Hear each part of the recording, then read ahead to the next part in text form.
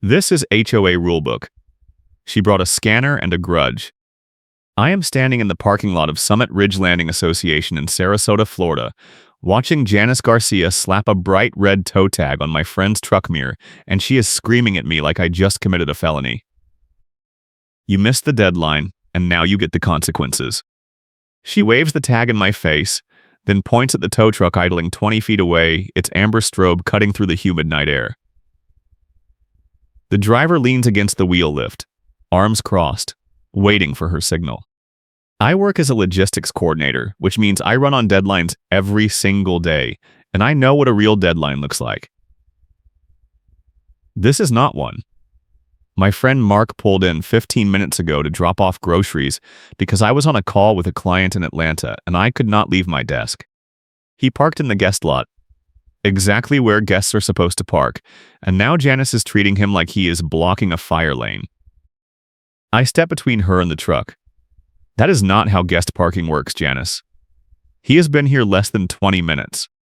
She pulls out a clipboard and taps it with her stamp. The rule says guest parking requires a pass displayed on the dashboard. No pass, no exception.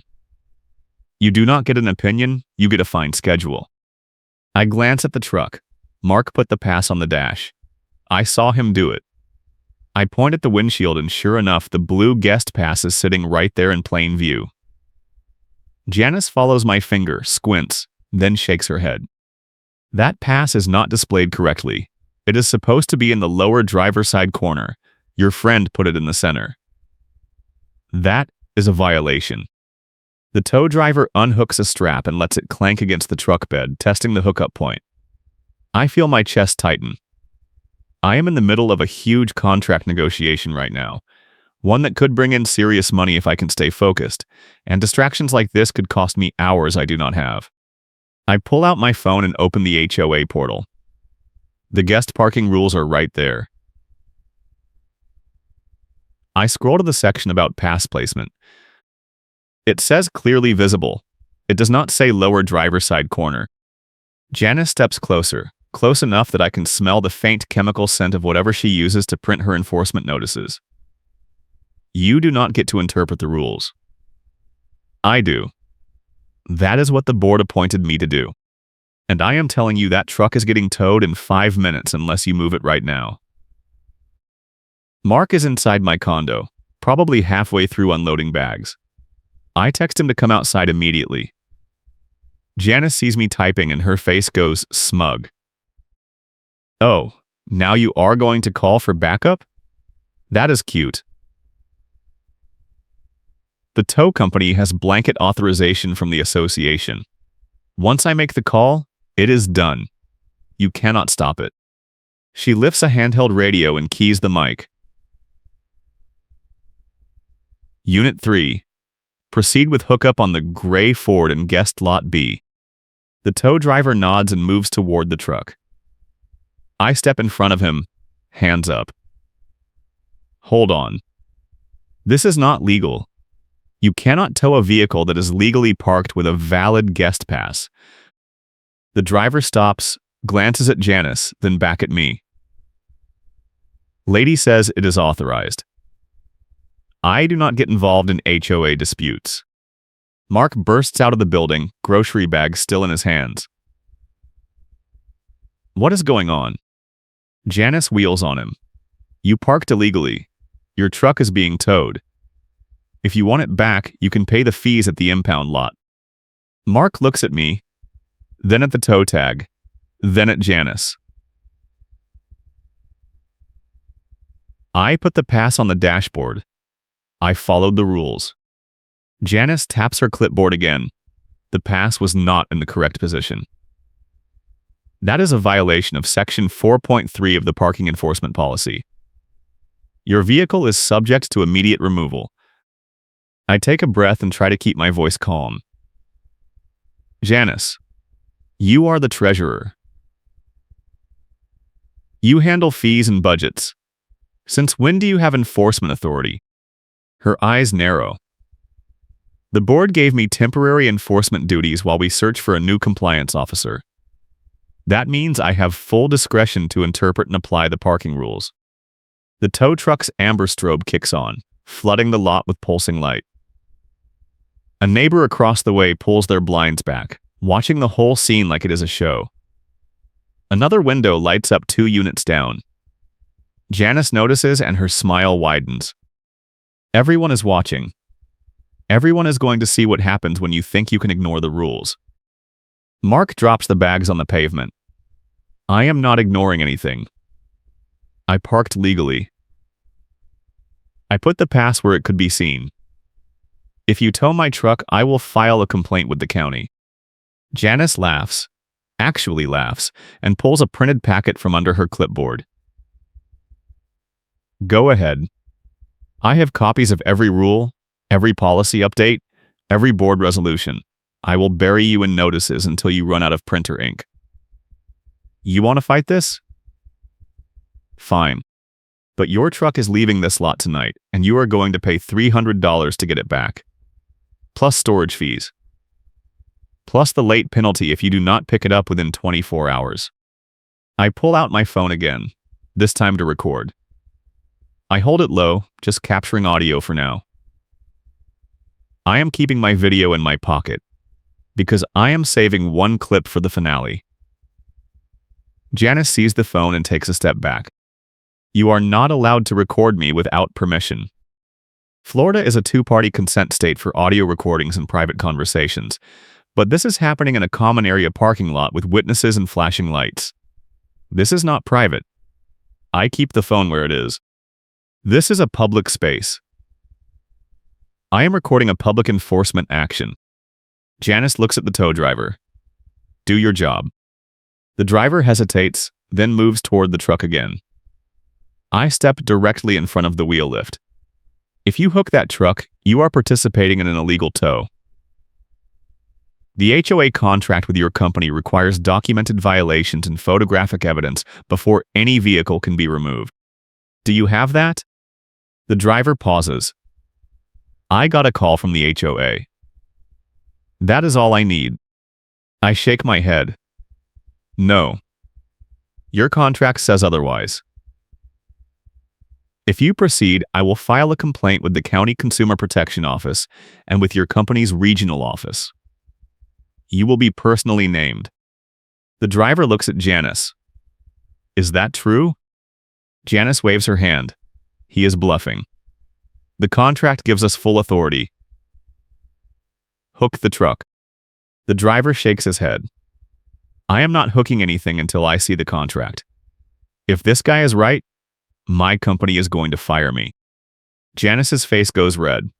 You work for me. I pay your company. Do what I say. The driver pulls out his phone. I work for the tow company. I am calling dispatch. He steps away, phone to his ear. Janice watches him go, then turns back to me. Fine. You win tonight. But this is not over. I am filing a formal complaint against you for obstruction of enforcement. You are going to get fined. And your friend is going to get banned from guest parking for 6 months. Mark picks up the grocery bags. This is insane. I put a hand on his shoulder. Get the truck out of here before she tries again. He climbs in, starts the engine and pulls out of the lot. The tow driver comes back, phone still in his hand. Dispatch says I need written authorization and photos. I do not have either. I am leaving. Janice grabs his arm. You are under contract. The driver pulls free. Not for illegal tows. You want to tow someone? Follow your own contract. He climbs into the cab, kills the strobe, and drives off. Janice stands there, clipboard trembling in her hands. Then she turns to me. You just made the biggest mistake of your life. She storms off toward the clubhouse, and I watch her go. The neighbors are still watching. One of them gives me a thumbs up from behind the blinds. I head back inside, but my phone buzzes before I even reach the door. It is an email from the HOA. Subject line: Formal violation notice. I open it. The notice says I obstructed an authorized enforcement action and created a hostile environment for HOA staff. The fine is $200 due in 7 days. If I do not pay, the amount doubles and I get banned from all community amenities until the balance is cleared. I sit down at my desk and read the notice 3 times. The language is formal, but I recognize Janice's voice in every sentence. This is not a board decision. This is her, using her temporary enforcement role to punish me for standing up to her. The next morning, I wake up to another email. This one is from the property management company that handles Summit Ridge Landing Association. It is a forwarded complaint log entry, and it is clearly written in Janice's voice. The entry claims I threatened the tow driver, used profane language, and physically blocked the removal of an illegally parked vehicle. None of that is true. I recorded the whole thing on my phone. I have proof. I forward the email to my lawyer, a guy named Eric who handled my condo purchase. He calls me back within an hour. This is harassment. The HOA cannot fine you for disputing an enforcement action. That is retaliation, and it is illegal under Florida statute. I ask him what I should do. He tells me to file a written rebuttal with the board and request a hearing. He also tells me to keep every email, every notice, every piece of paper Janice sends me. I spend the next 2 hours writing the rebuttal. I attach the audio recording, screenshots of the guest parking rules, and a copy of the tow company contract that clearly states the requirement for documentation before any tow. I send it to the board and copy the management company. The response comes the next day. The board has scheduled a hearing for 2 weeks from now. In the meantime, the fine stands, and I am banned from the pool, gym, and clubhouse until the matter is resolved. 2 weeks. I have a major contract deadline in 10 days, and now I am spending my nights preparing for an HOA hearing instead of focusing on work. This is exactly what Janice wants. She is not trying to enforce rules. She is trying to bury me in distractions until I give up. I call Mark and tell him what happened. He offers to come to the hearing as a witness. I tell him yes, and I also reach out to another neighbor, a guy named Tom who has been complaining about Janice's enforcement tactics for months. Tom is a community manager from another HOA in Tampa, and he knows the rules inside and out. He agrees to review my case and show up at the hearing. The week before the hearing, Janice escalates. I get a notice in my mailbox, hand-delivered, that says I am being assessed an additional fine for failure to maintain my front landscaping. The notice includes a photo of my front walkway, and it shows a single dandelion growing in a crack in the pavement. The fine is $150. I take a photo of the dandelion, then pull it out. It takes 5 seconds. I send the photo to the board with a note, violation corrected within minutes of notice. Fine is unjustified. The response comes from Janice herself. The fine stands. The violation was documented at the time of the notice. Correction after the fact does not negate the penalty. I forward the exchange to Eric. He tells me to add it to the hearing file. This is a pattern now. She is stacking fines to create leverage. 3 days before the hearing, I get another email. This one says I am banned from having any guests park in the guest lot for 6 months due to repeated violations and obstruction. The email does not specify what violations or what obstruction. It just lists the ban and the effective date. I call the management company and ask to speak to someone above the HOA board. The receptionist transfers me to a regional supervisor named Angela. I explain the situation and she listens without interrupting. When I finish, she asks if I have documentation. I tell her I have emails, audio recordings, photos, and witness statements. She tells me to send everything to her directly and she will review it before the hearing. I spend the next 2 days compiling a binder. I print every email, every notice, every rule citation. I tab each section. I include a timeline. I include the tow company contract with the relevant section highlighted. I include the audio recording on a USB drive. I mail one copy to Angela and bring another copy to the hearing. The night before the hearing, Janice sends one more email. Subject line: Final notice. The email says that if I do not pay all outstanding fines and fees by the end of the hearing, the HOA will file a lien against my property. The total amount due is now $550, including late penalties. I do not respond. I just add the email to the binder. The hearing is scheduled for 7 in the evening at the clubhouse. I arrive at 6:45 with my binder, my phone, and a printed copy of the tow company contract. Mark is already there, sitting in the lobby. Tom arrives a few minutes later carrying his own folder of notes. Janice is waiting near the door to the meeting room, and when she sees me walk in with the binder, her face goes pale. She steps in front of me. You cannot bring outside witnesses to a hearing. This is a private board matter. Tom holds up his folder. I am a homeowner guest. I am allowed to attend any open board meeting. Janice looks at the board president, a retired dentist named Greg who is sitting at the head table. Greg shrugs. The bylaws say homeowners can bring guests to open meetings. Let them in. Janice's jaw tightens, but she steps aside. We walk into the meeting room and I take a seat at the table facing the board. Mark and Tom sit behind me. There are 3 other board members at the table.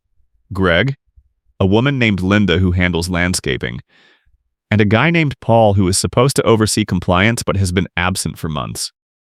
Greg opens the hearing by reading the charges. Obstruction of enforcement. Hostile behavior toward HOA staff. Failure to comply with landscaping standards. Refusal to pay fines. I wait until he finishes. Then I open the binder and slide it across the table. This is my rebuttal. It includes audio recordings, email evidence, contract documentation, and witness statements. Everything you need is tabbed. Greg flips through the binder, eyebrows rising. Linda leans over to look. Paul stays silent. Janice stands up. This is a waste of time. He obstructed a legal tow. He threatened a contractor. He is trying to intimidate the board with a bunch of paperwork. I keep my voice calm. The tow was not legal. The contract between the HOA and the tow company requires written authorization and photographic evidence before any vehicle can be removed. Janice did not provide either. The tow driver confirmed that on the phone with his dispatch. I have the audio. Greg looks at Janice. Did you document the violation before calling the tow truck? Janice crosses her arms. I documented it with my own eyes. The guest pass was not in the correct position. I flip to the section of the binder with the guest parking rules. The rules say clearly visible. They do not specify a corner. Janice made up the corner requirement to justify the tow. Linda reads the rule, then looks at Janice. Did we update the guest parking policy recently? Janice hesitates. We discussed it at the last board meeting. It was implied. Greg frowns. Implied does not count. If the rule does not say corner, you cannot enforce it like it does. Janice's face goes red. I have enforcement discretion. That is what you gave me. Tom stands up. May I speak? Greg nods. Tom steps forward and opens his folder. I am a community manager for an HOA in Tampa. I reviewed this case, and there are 3 clear violations of Florida statute here. First, the HOA cannot fine a homeowner for disputing an enforcement action. That is retaliation. Second, the HOA cannot ban a homeowner from amenities without due process. Third, the HOA cannot file a lien without following the statutory cure timeline. None of those steps were followed here. Greg flips to the section with the fine notices. These are all from you, Janice. Did the full board approve these? Janice does not answer. Linda leans forward. Greg, I never saw these. Did you? Greg shakes his head. Paul stays silent, but his face says he did not see them either. I take a breath. Janice has been issuing fines and enforcement actions without board approval. She has been using her role as treasurer to weaponize the fee system. And she has been resetting cure deadlines so I can never be done with the dispute. That is why I am here. I am not trying to avoid accountability. I am trying to stop abuse. Greg closes the binder. Janice, I am going to need you to step outside while we deliberate. Janice stares at him. You are not serious. Greg stands up. Outside. Now. Janice grabs her clipboard and storms out. The door slams behind her. Greg looks at me. Give us 10 minutes. Mark, Tom, and I step into the lobby. Janice is pacing near the front desk, muttering to herself. She glares at me as I walk past, but she does not say anything. 10 minutes later, Greg opens the door and waves us back in. We sit down. Janice sits at the far end of the table, arms crossed. Greg clears his throat. The board has reviewed the evidence. We find that the fines issued against you were not properly authorized and are therefore void. We also find that the guest parking tow was improperly executed and should not have been attempted. The ban on amenities is lifted immediately. I feel a weight come off my chest. Janice's face goes white. Greg continues. However, we are also concerned about the pattern of enforcement actions taken without board approval. Janice, effective immediately, you are removed from enforcement duties. Those responsibilities will return to the compliance committee once we hire a new officer. Janice stands up. You cannot do that. I have been keeping this community safe while the rest of you do nothing. Linda shakes her head. You have been issuing fines like they are personal vendettas. That is not enforcement. That is harassment. Janice slams her clipboard on the table. Fine. I quit. All of it. Treasurer, enforcement, everything. You can find someone else to do your dirty work. She grabs her things and walks out. The door slams again. Greg sighs and looks at me. I apologize for what you have been through. This should not have happened. I nod. I appreciate that. But I need to know that this will not happen to someone else. Greg agrees to schedule a board vote on new enforcement policies. Tom offers to help draft them. We shake hands, and I leave the clubhouse with Mark and Tom. Outside, the air is thick with humidity. A tow truck with a distinctive amber strobe is parked near the guest lot, engine idling. The driver is leaning against the cab, and when he sees me, he waves me over. The driver hands me a clipboard. Your HOA treasurer called me earlier today. She wanted me to tow another vehicle tonight, but when I got here, I checked the contract. It expired 3 weeks ago. The HOA has not renewed it. If you are enjoying this story, hit that like button and subscribe because we are just getting to the good part. I take the clipboard and flip through the pages. The contract is stamped with an expiration date from last month. I look at the driver. Did Janice know it was expired? He nods. I told her over the phone. She said it did not matter and that I should proceed anyway. I told her I could not do that without a valid contract. I pull out my phone and take a photo of the contract. This is exactly what I need. Thank you. The driver climbs back into the cab and drives off. I send the photo to Angela at the management company with a note. Janice attempted to authorize a tow under an expired contract. Please investigate. Angela responds within an hour. She confirms that the contract lapsed and that Janice never informed the board. She also confirms that Janice has been issuing enforcement actions without board approval for at least 3 months. Angela schedules an emergency board meeting for the following week. At the emergency meeting, the board votes to suspend Janice from all HOA duties pending an audit of her enforcement records. They also vote to adopt a new policy requiring 2 board signatures before any tow can be ordered. Tom helps draft the policy, and it passes unanimously. 2 days after the vote, I get a call from the tow company owner. He tells me that his company is cutting ties with Summit Ridge Landing Association immediately because Janice forged a tow authorization signature on 3 separate occasions. He has the handwriting samples, and they do not match. He is filing a report with the county, and he is recommending that the HOA board pursue legal action. I ask him to send me copies of the forged authorizations. He emails them within the hour. I forward them to Angela and to Eric.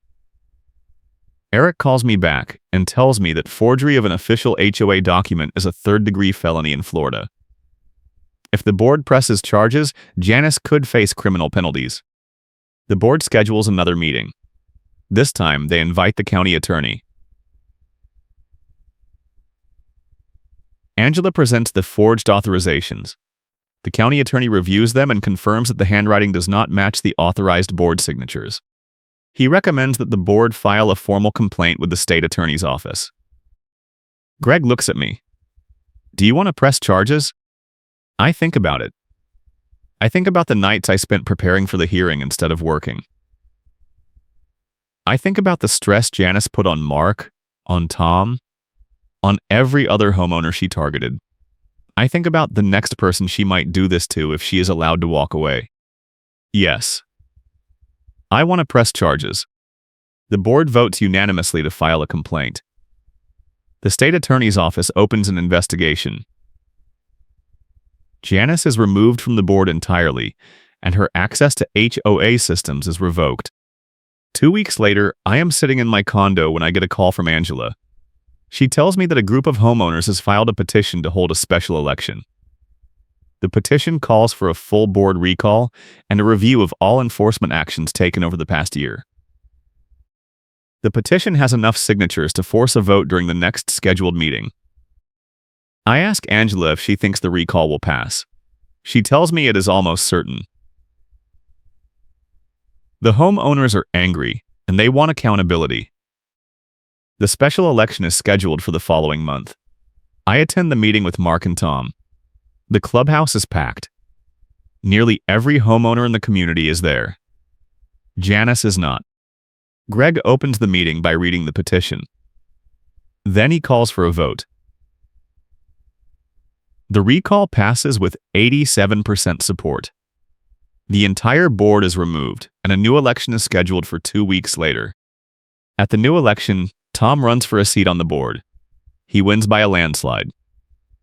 The new board votes to adopt strict enforcement policies that require documentation, timelines, and oversight. They also vote to publish all enforcement standards and timelines to all homeowners, so there is no confusion about what the rules are. A month later, I get a letter in the mail from the state attorney's office. It says that Janice has been charged with 3 counts of forgery and 1 count of official misconduct. The trial is scheduled for 6 months from now. I do not know how the trial will end, but I know that Janice will not be issuing fines or calling tow trucks anymore. And I know that Summit Ridge Landing Association will not be a place where one person can weaponize the rules to punish their neighbors. The day after the letter arrives, I am walking to my car when I see a new sign at the guest lot entrance. It is a bright blue sign with white letters. It says, "Guest parking. Pass required. Must be clearly visible on dashboard. No other restrictions apply." I take a photo of the sign and send it to Mark. He replies with a thumbs up emoji. That night, I get an email from the HOA with the subject line "Policy Update." The email includes a link to the new enforcement policies. I open the document and read through it.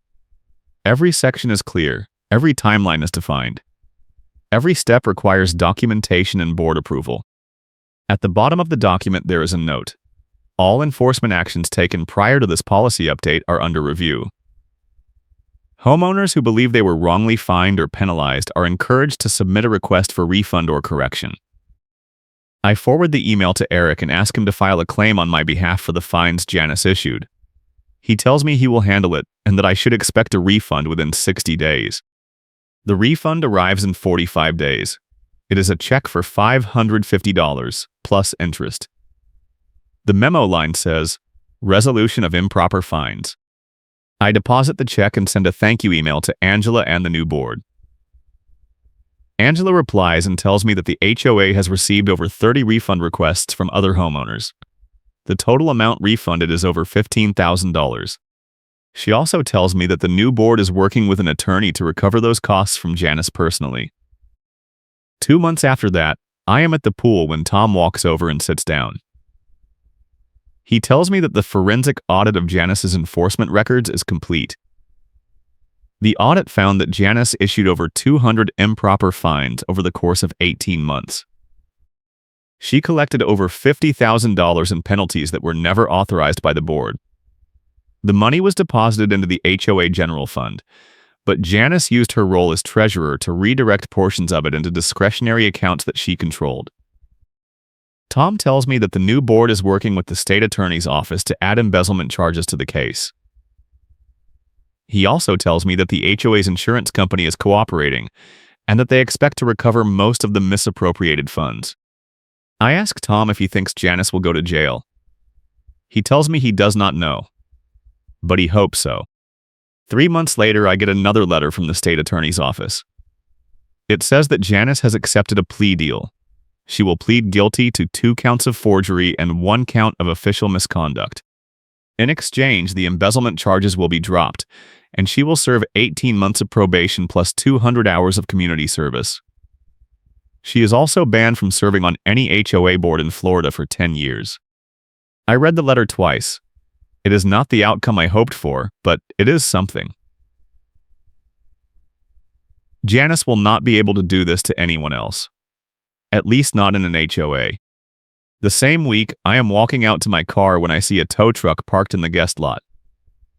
My heart skips, but then I see the driver standing next to Mark's truck, and they are shaking hands. I walk over. Mark grins. This is Dave. He works for the new tow company the HOA contracted. They require written authorization and photos before any tow. Dave was just explaining the process to me. Dave hands me a business card. If you ever have a problem, call us directly. We do not tow without proof. I shake his hand and thank him. He climbs into the cab and drives off. Mark and I stand there for a moment, watching the truck disappear around the corner. Mark laughs. You know what the best part is? Janice's printed packet went airborne in a gust of wind at the worst possible moment during the board meeting. She spent 5 minutes chasing papers across the parking lot while everyone watched. I laughed too. I did not see that part, but I wish I had. That weekend, I get a call from Angela. She tells me that the new board has finalized the updated enforcement policies and that they are being mailed to every homeowner. She also tells me that the board has established a homeowner advisory committee to review all enforcement actions before they are issued. Tom is chairing the committee. I thank Angela and hang up. That night, I sit down at my desk and open my laptop. The contract I was working on when this whole mess started is finally complete. I send the final documents to my client in Atlanta, and they respond within an hour with a signed agreement. The deal is worth more than I expected, and the bonus will cover the legal fees I racked up fighting Janice. A week later, I am at the pool again when a neighbor stops by my chair. She introduces herself as Karen, no relation to Janice, and tells me that she heard about what I went through. She tells me that Janice targeted her last year over a landscaping violation that was never her fault. She paid the fine because she did not know she could fight it. She asks if I think she can get her money back. I tell her to file a refund request with the new board. I also give her Tom's email address and tell her he can help.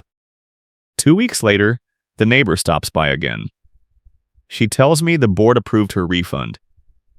She also tells me that she joined the homeowner advisory committee and that she is working with Tom to review old enforcement cases. I smile. That is great. I am glad it worked out. She nods. Thank you for standing up to her. A lot of us wanted to, but we did not know how. I tell her she is welcome, and she walks away. I sit there for a while, staring at the water. The pool is quiet. The sun is warm. For the first time in months, I feel like I can breathe. A month later, I am walking to my car when I see a new tow truck parked in the lot. The driver is standing next to a sedan with a flat tire, helping the owner change it. I walk over and ask if everything is okay. The driver tells me the owner called for a tow, but he decided to help with the tire instead because the tow fee seemed excessive for something so simple. I thank the driver and walk back to my car. This is what enforcement should look like. Helpful. Reasonable. Human. That night, I get an email from the new board. The subject line says, "Thank you." The email is short. It says that the board appreciates the time and effort I put into holding them accountable. It says that the new policies are working and that the community is better for it. It says that they hope I will stay involved and help them continue to improve. I reply and tell them I will. 2 months later, I am sitting at my desk when I get a call from Eric. He tells me that the HOA's insurance company has finalized the settlement with Janice. She is required to pay back $30,000 over the next 5 years. The money will be used to refund homeowners who were wrongly fined and to cover the cost of the forensic audit. Eric also tells me that the state attorney's office has closed the case. Janice's probation is active, and she is required to check in with a probation officer every month. If she violates the terms, she will serve jail time. I thank Eric and hang up. I sit there for a moment, staring at the ceiling. It is over. Really over. That weekend, I run into Tom at the clubhouse. He tells me that the Homeowner Advisory Committee has reviewed over 100 enforcement cases and that they have approved refunds for 43 of them. He also tells me that the new board is working on a transparency initiative that will publish all enforcement actions online so homeowners can see what is being enforced and why. I tell Tom that sounds perfect. He nods and tells me that none of it would have happened if I had not fought back. I shake my head. It was not just me. It was Mark. It was you. It was every homeowner who filed a refund request. It was the new board. It was all of us. Tom smiles. Fair enough. But you started it. I laugh. I guess I did. A few weeks later, I am walking out to my car when I see a group of neighbors standing in the parking lot. They are looking at a new sign that has been installed near the clubhouse entrance. The sign says, Summit Ridge Landing Association Homeowner Rights. Below that, it lists 5 bullet points. The right to dispute fines, the right to request a hearing, the right to review enforcement records, the right to file a complaint, and the right to a fair process. One of the neighbors sees me and waves. They are smiling. I walk over and look at the sign. It is simple, clear, and direct. It is exactly what this community needed. That night, I sit down at my desk and open my email. There is a message from Angela. She tells me that the HOA has received 0 enforcement complaints in the past 3 months. She also tells me that the new policies are being used as a model by other HOAs in the region. I reply and tell her that is great news. She responds and tells me that the new board wants to recognize my contributions at the next annual meeting. I tell her I appreciate the thought, but I would rather just move on. She replies with a smiley face emoji and tells me she understands. A week later, I am at the pool when Mark shows up. He tells me he heard about the settlement and the refunds. He also tells me that he is glad everything worked out. I nod. Me too. Mark grins. You know what the best part is? Janice tried to tow my truck, and now she is banned from HOA boards for 10 years. That is what I call karma. I laugh. Yeah, that is exactly what it is. We sit there for a while, watching the water. The sun is warm. The air is still. The pool is quiet. For the first time in a long time, Summit Ridge Landing Association feels like a place where people actually want to live. A few days later, I get a letter in the mail from the new board. It is a formal apology for the way I was treated. It is signed by all 5 board members, including Tom. The letter says that the board is committed to making sure that what happened to me never happens to anyone else. It says that the new policies are in place to protect homeowners, not punish them. It says that the board wants Summit Ridge Landing Association to be a community where people feel safe and respected. I fold the letter and put it in a drawer. I do not need to frame it or display it. I just need to know that it exists. That weekend, I run into the neighbor who asked about the refund. She tells me she got her money back and that she is volunteering on the Homeowner Advisory Committee. She also tells me that the committee is working on a new guest parking system that will make it easier for homeowners to register visitors without jumping through hoops. I tell her that sounds great. She smiles and walks away. A month later, I am sitting at my desk when I get an email from a homeowner in another HOA. The email says that they heard about what happened at Summit Ridge Landing Association and that they are dealing with a similar situation. They ask if I have any advice. I reply and tell them to document everything, find an ally, and do not back down. I also give them Tom's contact information and tell them he can help. The homeowner replies and thanks me. They tell me they feel less alone knowing that someone else has been through this and won. I close the laptop and lean back in my chair. I think about Janice. I think about the tow truck. I think about the hearing. I think about the refunds. I think about the new policies. I think about the sign in the parking lot. And I realize that this was never just about me. It was about every homeowner who has ever been targeted by someone with too much power and not enough oversight. It was about standing up and saying no. It was about proving that the rules are supposed to protect people, not punish them. That night, I get a text from Mark. He tells me he is moving to Orlando for a new job. He thanks me for being a good friend and for standing up for him when Janice tried to tow his truck. I reply and tell him he would have done the same for me. He sends back a thumbs up emoji and tells me to stay in touch. I will.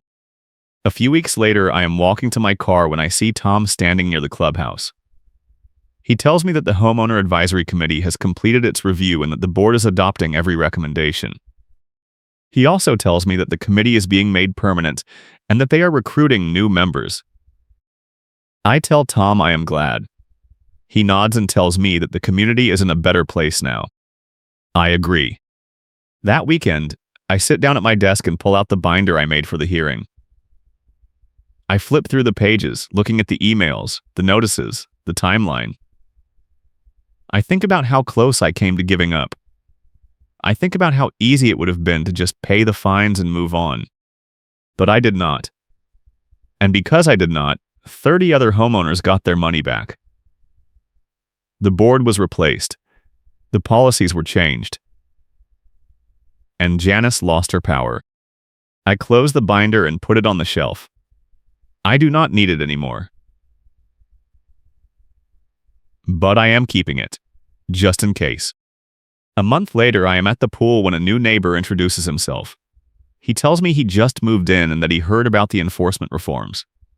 He tells me he feels good about living here because the HOA is transparent and fair. I smile and tell him that it was not always that way. He asks what I mean, and I tell him the short version. He listens, eyes wide, and then he tells me he is glad someone stood up. I tell him I am too. That night, I sit on my balcony and look out at Summit Ridge Landing Association. The lights are on in the clubhouse. The pool is lit up. The parking lots are full. Everything looks normal. Everything looks safe. But I know the truth. I know that safety is not automatic. I know that fairness is not guaranteed. I know that the only way to protect a community is for the people in it to pay attention and speak up. And I know that if it happens again, I will be ready. A few weeks later, I get a call from Angela. She tells me that the state attorney's office has closed its investigation and that all charges have been resolved. She also tells me that the HOA's insurance company has paid out the full settlement amount and that all refunds have been processed. I thank Angela and hang up. I sit there for a moment, staring at the phone. It is really over. That weekend, I run into Tom at the clubhouse. He tells me that the board is planning a community event to celebrate the new policies. He asks if I want to speak at the event. I tell him no. I tell him I appreciate the offer, but I would rather just be a neighbor. Tom nods. I get it. But you should know that a lot of people see you as a hero. I shake my head. I am not a hero. I am just someone who did not want to get screwed over by an HOA. Tom laughs. Fair enough. A month later, I am sitting at my desk when I get an email from the new board. The subject line says, Community Update. The email includes a summary of the new enforcement policies, a list of upcoming events, and a note thanking the Homeowner Advisory Committee for their work. At the bottom of the email, there is a line that says, If you have any questions or concerns, please reach out. We are here to listen. I close the email and lean back in my chair. That is what an HOA should be. Not a weapon. Not a tool for one person to punish their neighbors. Just a group of people trying to make the community better. That night, I sit on my balcony and think about everything that happened. I think about Janice. I think about the tow truck. I think about the hearing. I think about the refunds. I think about the new policies. And I think about the moment when I decided not to back down. That was the moment that changed everything. A few days later, I am walking to my car when I see a neighbor standing near the guest lot. She is holding a blue guest pass and reading the instructions. She looks confused, so I walk over and offer to help. She tells me she is new and that she is not sure how the guest parking system works. I explain the process, and she nods. That is it? No special forms? No approval process? I shake my head. That is it. Just put the pass on the dashboard. She smiles. That is a relief.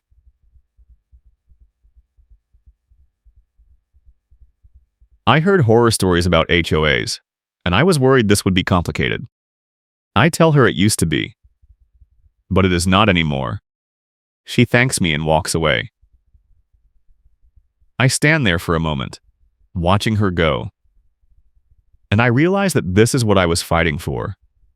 Not just for me, not just for Mark, but for every new neighbor who moves in and expects the rules to be fair. That weekend, I sit down at my desk and open my laptop. I have a new contract to work on, and for the first time in months, I can focus on it without worrying about HOA notices or fines or tow trucks. I spend the next few hours working, and when I finish, I lean back and close my eyes. The contract is done. The HOA is fixed. The community is better. Everything is exactly the way it should be. A few weeks later, I am at the pool when Tom walks over. He tells me that the board has voted to extend the guest parking passes from 24 hours to 72 hours. He also tells me that the new policy will go into effect next month. I tell Tom that is great news. He nods and tells me that the Homeowner Advisory Committee is working on more changes. I ask what kind of changes. He tells me they are looking at fine schedules, hearing procedures, and transparency requirements. He also tells me that the committee is open to suggestions from any homeowner. I tell Tom I will keep that in mind. That night, I sit on my balcony and look out at the community. The lights are on. The parking lots are full. Everything looks normal. But I know the truth. I know that this community is better because people stood up and demanded change. I know that the rules are fairer because someone decided to fight back. I know that the next person who gets targeted by an HOA will have a better chance of winning because of what happened here. And I know that I played a part in that. A few days later, I get a text from Mark. He tells me he is settled in Orlando and that he loves his new job. He also tells me he joined his new HOA board and that he is pushing for transparency reforms. I reply and tell him I am proud of him. He sends back a smiley face emoji and tells me to visit soon. I will. That weekend, I run into Angela at the clubhouse. She tells me that Summit Ridge Landing Association has been featured in a regional HOA management newsletter as a model for enforcement reform. She also tells me that other HOAs are reaching out to learn how the new policies were implemented. I tell Angela that is amazing. She smiles and tells me that it all started with one person refusing to back down. I shake my head. It started with a community that was ready for change. I just gave them a reason to act. Angela nods. Either way, you made a difference. I thank her and walk away. I sit down at a table near the pool and watch the water. The sun is warm. The air is still. Everything is quiet. And for the first time in a long time, I feel at peace. A few weeks later, I am sitting at my desk when I get an email from the homeowner who reached out for advice. The email says that they filed a complaint with their management company and that the company is investigating. The email also says that other homeowners are joining the complaint and that they are optimistic about the outcome. I reply and tell them to stay strong. I also tell them that if they need help, they can reach out anytime. The homeowner replies and thanks me. They tell me they feel less alone knowing that someone else has been through this and survived. I close the laptop and lean back in my chair. That is what this is really about. Not just winning. Not just getting refunds or policies changed. It is about showing people that they are not alone. It is about proving that standing up is possible. That night, I sit on my balcony and think about everything that happened. I think about the tow truck. I think about the hearing. I think about the refunds. I think about the new policies. I think about the neighbors who thanked me. I think about the homeowners in other communities who are fighting their own battles. And I realize that this was never just about Summit Ridge Landing Association. It was about every community where the rules are used as weapons. It was about every homeowner who has ever felt powerless. It was about proving that change is possible. A few days later, I am walking to my car when I see a group of neighbors standing near the clubhouse. They are looking at a new sign that has been installed. The sign says, Summit Ridge Landing Association Values. Below that, it lists 3 bullet points: transparency, fairness, and respect.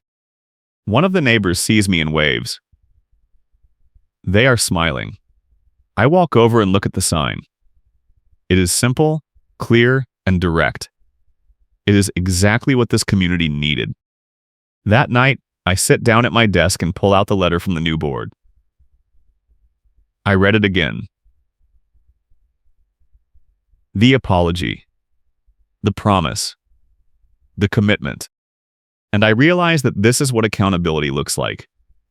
Not just words. Not just policies. But action. Real, lasting change. I fold the letter and put it back in the drawer. I do not need to look at it again. I just need to know that it exists. A few weeks later, I am at the pool when a neighbor stops by my chair. She tells me that she heard about the enforcement reforms and that she is grateful. She also tells me that her daughter is moving into the community next month and that she feels good knowing the rules are fair. I tell her I am glad. She smiles and walks away. That weekend, I sit on my balcony and look out at Summit Ridge Landing Association. The lights are on. The parking lots are full. Everything looks normal. But I know the truth. I know that this community is better because people refuse to accept abuse. I know that the rules are fairer because someone stood up. I know that the next person who moves in will have a better experience because of what happened here. And I know that I played a part in that. A few days later, I get a text from Tom. He tells me that the Homeowner Advisory Committee is hosting a town hall next month and that they want me to attend. He also tells me that they are planning to discuss future reforms and that they want input from the community. I reply and tell him I will be there. He sends back a thumbs up emoji and tells me he is looking forward to it. I put the phone down and lean back in my chair. This is what a healthy community looks like. Not perfect, not without conflict, but willing to listen, willing to change, willing to do better. That night, I sit at my desk and open my laptop. I have a new project to work on, and for the first time in a long time, I can focus without distractions. I spend the next few hours working, and when I finish, I close the laptop and sit back. The project is done. The community is better. Everything is exactly the way it should be. A few weeks later, I am walking to my car when I see a tow truck parked in the guest lot. My heart skips, but then I see the driver standing next to a car helping the owner load groceries. The driver sees me and waves. I wave back and keep walking. This is what enforcement should look like. Helpful. Reasonable. Human. That night, I sit on my balcony and think about everything that happened. I think about Janice. I think about the tow truck. I think about the hearing. I think about the refunds. I think about the new policies. I think about the neighbors who thanked me. I think about the homeowners in other communities who are fighting their own battles. And I realize that this story is not just mine. It belongs to every person who has ever stood up to an HOA. It belongs to every neighbor who refused to back down. It belongs to every community that chose fairness over fear. A few days later, I get a call from Eric. He tells me that the settlement is final and that all legal matters are closed. He also tells me that he is proud of the way I handled everything. I thank Eric and hang up. I sit there for a moment, staring at the phone. It is really, truly over. That weekend, I run into Tom at the clubhouse. He tells me that the town hall is scheduled for next month and that the turnout is expected to be strong. He also tells me that the homeowner advisory committee is working on a newsletter to keep everyone informed. I tell Tom that sounds great. He nods and tells me that the community is in a good place. I agree. That night, I sit on my balcony and look out at Summit Ridge Landing Association. The lights are on. The parking lots are full. Everything looks normal. And for the first time, that is not just an illusion. It is the truth. I hope this story made your day a little better.